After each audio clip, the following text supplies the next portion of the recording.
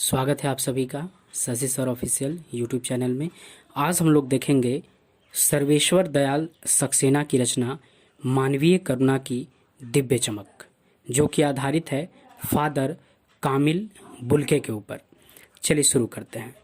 लेखक बताते हैं कि फादर को जहरबाद से नहीं मरना चाहिए था, जिसकी रगों में दूसरों के लिए मिठास भरे अमृत के अतिरिक्त और कुछ नहीं था। उसके लिए इस जहर का विधान क्यों हो? यह सवाल किस ईश्वर से पूछें? प्रभु की आस्था ही जिसका अस्तित्व था, वह देह की इस यातना की परीक्षा की उम्र की आखिरी देह पर क्यों दे? एक लंबी पादरी के सफेद चोगे से ढकी आकृति सामने है।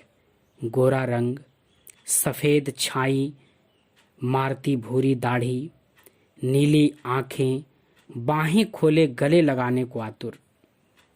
इतनी ममता, इतना अपनत्व इस साधु में अपने हर एक प्रियजन के लिए उमड़ता रहता था। मैं 35 साल से इसका साक्षी था, तब भी जब वह इलाहाबाद में थे और तब भी जब वह दिल्ली आते थे। आज उन बाहों का दबाव मैं अपनी छाती पर महसूस करता हूँ। फादर को याद करना एक उदास शांत संगीत को सुनने जैसा है।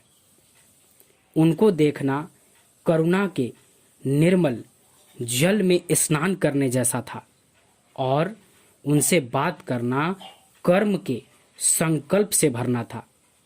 मुझे परिमल के वे दिन याद आते हैं जब हम सब एक पारिवारिक रिश्ते से बंधे जैसे थे, जिसके बड़े फादर बुल्के थे। हमारे हंसी मजाक में वह निर्लिप्त शामिल रहते, हमारी गोष्ठियों में वह गंभीर बहस करते, हमारी रचनाओं पर बेबाक राय और सुझाव देते और हमारे घरों के किसी भी उत्सव और संस्कार में वह बड़े भाई और पुरोहित जैसे खड़े हो हमें अपने आशीषों से भर देते। मुझे अपना बच्चा और फादर का उनके मुख में पहली बार अन्न डालना याद आता है और नीली आंखों की चमक में तैरता वात्सल्य भी, जैसे किसी ऊंचाई पर देवदारू की छाया खड़ी हो।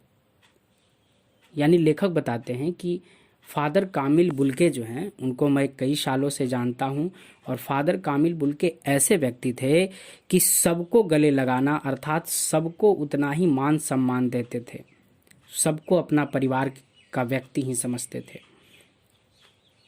और वो बताते हैं कि फादर बुल्के का सामने रहना देवदार की छाया के समान होता था। जिस प्रकार देवदार की छाया में व्यक्ति को ठंडक मिलती है, आराम पहुंचता है, ठीक उसी प्रकार फादर कामिल बुल्के के संगत में रहना देवदार की छाया में रहने के समान था। फिर आगे कहते हैं सर्वेश्वर दयाल सक्सेना। कहाँ से शुरू करें? इलाहाबाद की सड़कों पर फादर की साइकिल चलती दिख रही है। वह हमारे पास आकर रुकती है, मुस्कुराते हुए उतरते हैं। देखिए मैंने उसे पढ़ लिया है और मैं कहना चाहता हूँ, उनको क्रोध में कभी नहीं देखा, आवेश में देखा है और ममता तथा प्यार में लबालब छलकता महसूस किया है।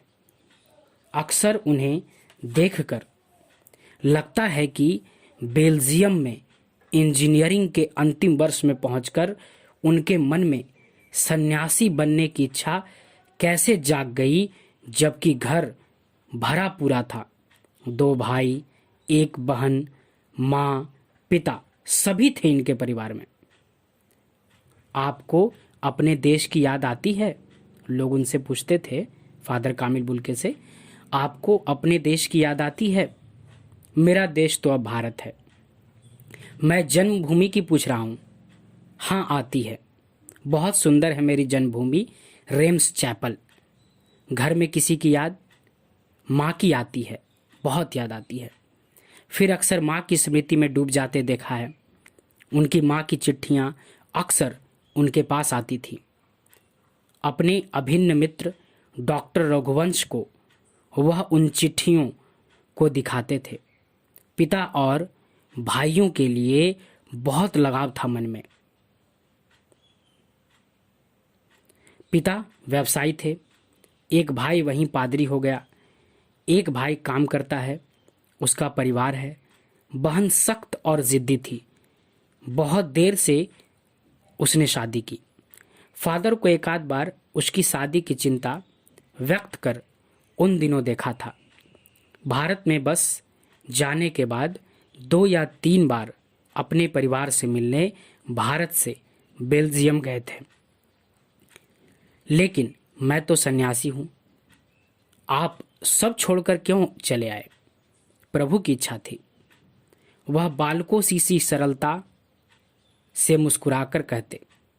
माँ ने बचपन में ही घोषित कर दिया था कि लड़का हाथ से गया। और सचमुच इंजीनियरिंग के अंतिम वर्ष की पढ़ाई छोड़कर फादर बुल्के सन्यासी होने जब धर्मगुरु के पास गए और कहा कि मैं सन्यास लेना चाहता हूँ, तो एक शर्त रखी। सन्यास जो लेता है वो सन्यासी जो है सन्यास लेते समय शर्त रख सकता है। उन्होंने शर्त रखा कि मैं भारत जाऊंगा। भारत जाने की बात क्यों उठी नहीं जानता, बस मन में था। लेखक बताते हैं इस विवरण में कि उनका पूरा परिवार था, भाई बहन माता पिता सब थे। लेकिन इसके बावजूद उन्होंने संन्यास ग्रहण करने का फैसला किया। और जब संन्यास ग्रहण करने के लिए अपने धर्म गुरु के पास जाए तो वहाँ उन्होंने ये शर्त रखी कि मैं भारत जाना चाहूँगा। चलिए आगे बढ़ते हैं। लेखक बताते हैं उनकी शर्त मान ली गई और वह भारत आ गए। पहले जिसेट संघ में 2 साल पादरियों के बीच धर्माचार की पढ़ाई की। फिर 9 से 10 वर्ष दार्जिलिंग में पढ़ते रहे। कोलकाता से बीए किया और फिर इलाहाबाद से एमए। उन दिनों डॉक्टर धीरेन्द्र वर्मा हिंदी विभाग के अध्यक्ष थे। शोध प्रबंध प्रयाग विश्वविद्यालय के हिंदी विभाग में रहकर 1950 में पूरा किया। रामकथा उत्पत्ति और विकास ये इनका शोध का विषय था। परिमल में उनके अध्याय पढ़े गए थे। फादर ने मातरलिंक के प्रसिद्ध नाटक ब्लू बर्ड का रूपांतर भी किया है नीलपंक्षी के नाम से। बाद में वह सेंट जेवियर्स कॉलेज रांची में हिंदी तथा संस्कृति विभाग के विभागाध्यक्ष हो गए और यहाँ उन्होंने अपना प्रसिद्ध अंग्रेजी हिंदी कोश तैयार किया और बाइबल का अनुवाद भी। और वहीं बीमार पड़े, पटना आए, दिल्ली आए, चले गए। 47 वर्ष देश में रहकर 73 वर्ष की जिंदगी जीकर। फादर बुल्के संकल्प से सन्यासी थे। कभी कभी लगता है वह मन से सन्यासी नहीं थे। रिश्ता बनाते थे तो तोड़ते नहीं थे। 10 साल बाद मिलने के बाद भी उनकी गंध महसूस होती थी। वह जब भी दिल्ली आते जरूर मिलते, खोजकर समय निकालकर, गर्मी सर्दी बरसात झेलकर मिलते, चाहे 2 मिनट के लिए ही सही। यह कौन सन्यासी करता है? उनकी चिंता हिंदी को राष्ट्रभाषा के रूप में देखने की चिंता थी। हर मंच में इसकी तकलीफ बयान करते, उनके लिए अकाट्य तर्क देते। बस इसी एक सवाल पर उन्हें झुंझलाते देखा है और हिंदी वालों द्वारा ही हिंदी की उपेक्षा पर दुख करते उन्हें पाया गया है। घर परिवार के बारे में, निजी दुख तकलीफ के बारे में पूछना उनका स्वभाव था और बड़े से बड़े दुख में उनके मुख से सांत्वना के जादू भरे दो शब्द सुनना एक ऐसी रोशनी से भर जाता था जो किसी गहरी तपस्या से जन्मती है। हर मौत दिखाती है जीवन को नई राह। मुझे अपनी पत्नी और पुत्र की मृत्यु याद आ रही है और फादर के शब्दों से झरती विरल शांति भी। इस विवरण में लेखक बताते हैं कि फादर कामिल बुल्के जब भारत आए तो भारत आने के बाद उन्होंने बीए एमए भी किया। साथ ही साथ उन्होंने राम कथा उत्पत्ति और विकास पर शोध किया और फादर कामिल बुल्के हिंदी के प्रति बहुत चिंतित रहते थे। खासकर इस बात का उन्हें बहुत दुख था कि खुद हिंदी बोलने वाले लोग, खुद हिंदी भाषी लोग जो है हिंदी के उत्थान के लिए प्रयासरत नहीं हैं। चलिए आगे का विवरण देखते हैं। लेखक बताते हैं, आज वह नहीं है, दिल्ली में बीमार रहे और पता नहीं चला। बाहें खोलकर इस बार उन्होंने गले नहीं लगाया। जब देखा तब वे बाहें दोनों हाथों की सूजी उंगलियों को उलझाए ताबूत में जिस्म पर पड़ी थी। जो शांति बरसती थी वह चेहरे पर स्थिर थी। तरलता जम गई थी। वह 18 अगस्त 1982 की सुबह 10 बजे का समय था। दिल्ली में कश्मीरी गेट के निकट निकलसन कब्रगाह में उनका ताबूत एक छोटी सी नीली गाड़ी से उतारा गया। कुछ पादरी, रघुवंश जी का बेटा और उनके परिजन राजेश्वर सिंह उसे उतार रहे थे। फिर उसे उठाकर एक लंबी शंकरी, उदास पेड़ों की घनी छाह वाली सड़क से कब्रगाह के आखिरी छोर तक ले जाया गया, जहां धरती की गोद में सुलाने के लिए कब्र अवाक मुंह खोले लेटी थी। ऊपर करील की घनी छां थी और चारों ओर कब्रें और तेज धूप के वृत्त। जैनेन्द्र कुमार, विजेंद्र स्नातक, अजीत कुमार, डॉक्टर निर्मला जैन और मसीही समुदाय के लोग, पादरीगण, उनके बीच में गैरिक वसन पहने इलाहाबाद के प्रसिद्ध विज्ञान शिक्षक डॉक्टर सत्यप्रकाश और डॉक्टर रघुवंश भी, जो अकेले उस संकरी सड़क की ठंडी उदासी में बहुत पहले से खामोश दुख की किन्हीं अपरिचित आहटों से दबे हुए थे, सिमट आए थे कब्र के चारों तरफ। फादर की देह पहले कब्र के ऊपर लिटाई गई। मसीही विधि से अंतिम संस्कार शुरू हुआ, रांची के फादर पास्कल तोयना के द्वारा। उन्होंने हिंदी में मसीही विधि से प्रार्थना की।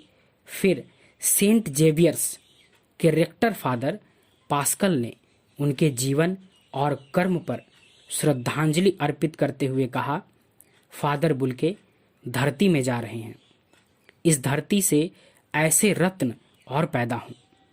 डॉक्टर सत्यप्रकाश ने भी अपनी श्रद्धांजलि के उन अनुकरणीय जीवन को नमन किया। फिर देह कब्र में उतार दी गई। मैं नहीं जानता इस सन्यासी ने कभी सोचा था या नहीं कि उसकी मृत्यु पर कोई रोएगा, लेकिन उस क्षण रोने वालों की कमी नहीं थी। उस क्षण रोने वालों की कमी नहीं थी।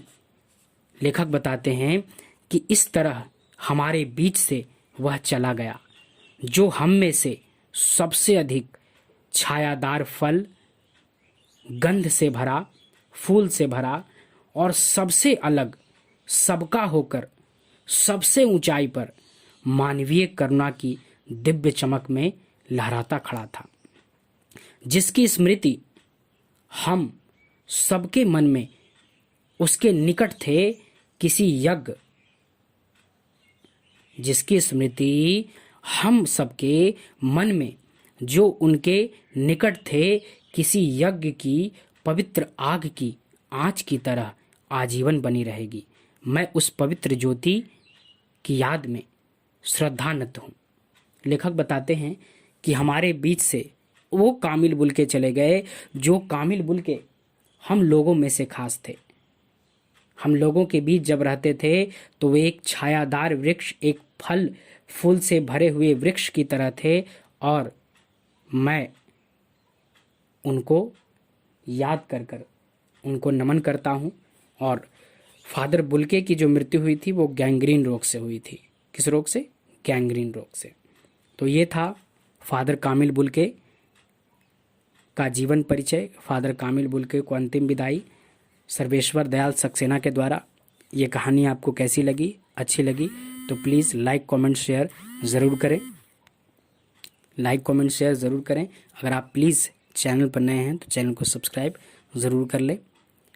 मिलते हैं नेक्स्ट वीडियो में, तब तक के लिए मेरी तरफ से सबको जय हिंद।